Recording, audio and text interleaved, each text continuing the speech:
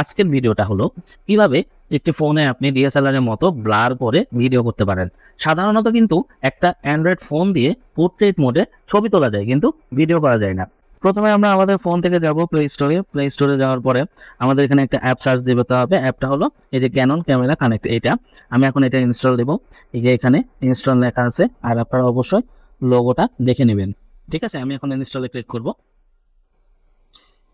Install হয়ে গেলে আমি অ্যাপটা ওপেন করব। হয়ে গেছে, আমি এখন ওপেনে ক্লিক করছি। আমি এখন ওপেন করছি।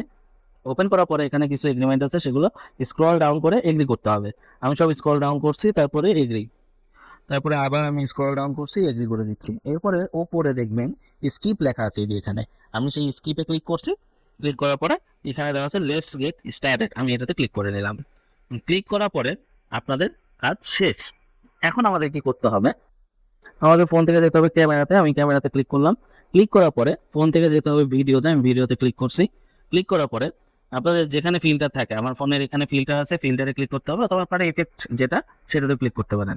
ক্লিক করার পরে যখন 3 নম্বরে লেখা আছে বকে, এই অপশনটা যাদের ফোনে আসবে, এই অপশনটা তারাই ব্যবহার করতে পারবেন।